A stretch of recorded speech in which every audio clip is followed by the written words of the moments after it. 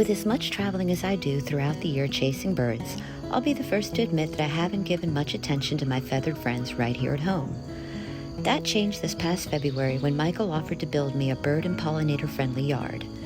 Now, I had originally envisioned something low-key, perhaps a 10 by 4 foot long strip of wildflowers and fruiting shrubs. No big deal, just a pretty strip of flowers and feeders set off to the side of my backyard. The thing is that my better half had a better vision for the space. This isn't surprising given Mike's extensive background in landscaping and his passion for gardening, yet I was blown away with the final results on this project, for it surpassed my expectations.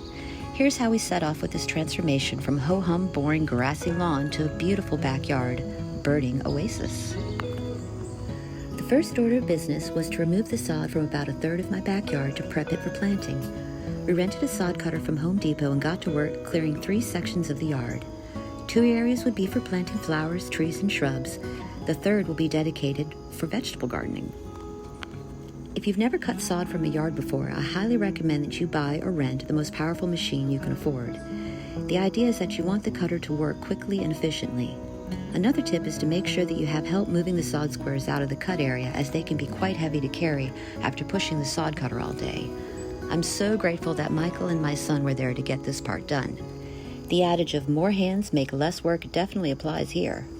Next up was tilling.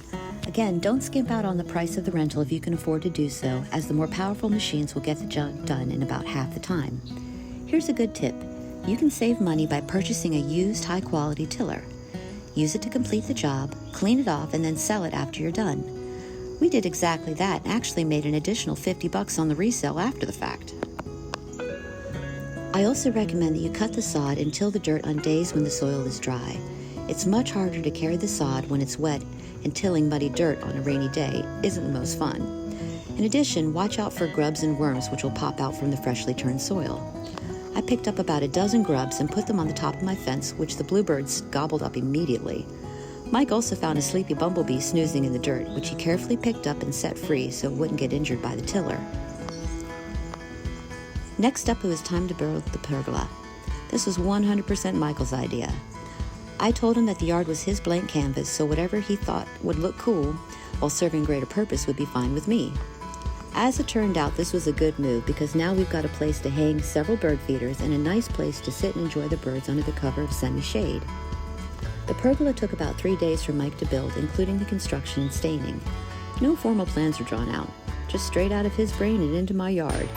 It was neat to see how the structure came together in such a short time, built on nothing more than scrap wood, concrete, wood stain, and willpower. Now it was time for the fun stuff, adding plants. Although I absolutely adore my hostas, hydrangeas, daffodils, irises, and lilies, I really wanted this space to eventually be 90% filled with plants native to North Carolina. I also didn't want to have to spend a tremendous amount of money to fill the garden, so I turned to Facebook Marketplace to see if I could score a deal or two on some new plants. As luck would have it, we ended up finding some nice native blueberry and elderberry bushes, which we purchased from a private individual here in the Triangle. I also scavenged a few raspberry and blackberry bushes from the woods behind my house and transplanted them into the yard too. I'm really looking forward to see how happy the birds are going to be once these bushes start yielding fruit. Finally, it was time to plant a couple trees. I'd already purchased a peach tree a few years ago. Unfortunately, I'd planted it in a dumb spot, too close to my fence. Rookie mistake. So Mike dug it up and transferred it to a better spot in the new garden where it could have plenty of space to grow. Next up was the dogwood, which had already been growing near the back corner of my yard. Again, Michael and I dug it up and transplanted it into a better spot in the garden where it would thrive. I'm hoping that the berries from this tree will provide the cardinals in my neighborhood with plenty of nutritious food later this year. Mike also picked up a beautiful apple tree, which yielded a gorgeous cluster of blossoms shortly after planting it. The bees absolutely loved diving in and out of the flowers, which was freaking awesome. Next up was adding plants for the vegetable garden. We picked up yellow and red tomatoes as well as cherry tomatoes, broccoli, green peppers, eggplant, and cucumbers and planted them along the fence.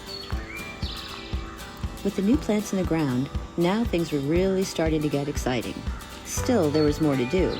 Up next, mulch. So much mulch. 10 yards to be exact. 160 wheelbarrowfuls. Thank goodness the temperatures were in the 50s that day, or we might have died from the heat exhaustion. Shoveling, pitching, and spreading. 2 people, 6 hours, equaled super tired but incredible results. That mulch looked awesome. I love how the black contrasts with the green plants. Now came some finishing touches. Mike had some extra scrap wood left over from the garden pergola construction. Not wanting anything to go to waste, he spent a couple of hours and built a bench and a small patio along the back fence. It's a simple design with clean lines and set right at the perfect height for someone to sit and hold a camera comfortably. To help make the birds feel more at home, Mike also built a couple of bird houses and installed them at the top of the fence. He picked up a few cedar versions from Walmart too. They were only $12 a piece, so that was a great deal. It only took about a week before a family of eastern bluebirds and Carolina chickadees took over the nest boxes. I'm excited to see the sweet little birds raise their families this year. We then picked up some pavers from Lowe's and lined all the flower beds too. I love how they look like natural stone. One of my favorite elements of the new garden area are those cool-looking solar lights. They are pretty bright for a solar setup and really set off the design of the garden at night. We're thinking of adding some additional lighting at the back fence to give the space more depth. We still need to decide what kind of lights would look best. So there you have it. This project took 1 month exactly to complete, from February 28th to March 28th. It's now late July. Let's take a look at what the space looks like now. I've had backyard gardens in the past, but nothing like this. I'm still blown away by the transformation in the yard and could not be more grateful for Michael's help. It's been amazing to see such a wide diversity of life flourishing here. The wildflowers are spreading throughout the space, and even the bird's feed that spilled out the bottom of the feeders is regrowing and replenishing our bird food supply. Today, our yard is now a place for birds, bees, and butterflies to thrive. Plus, we've got a vegetable garden which yields plenty of food for us too. It was so exciting to put together our first meal harvested from the garden, eggplant parmesan. Yum!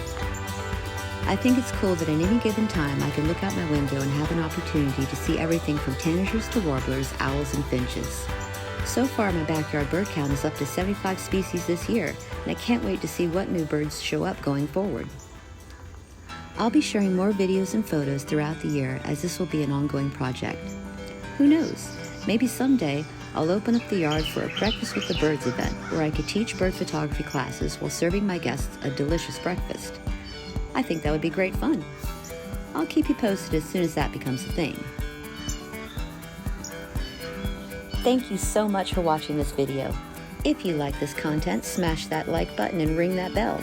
And until next time, my friends, happy birding!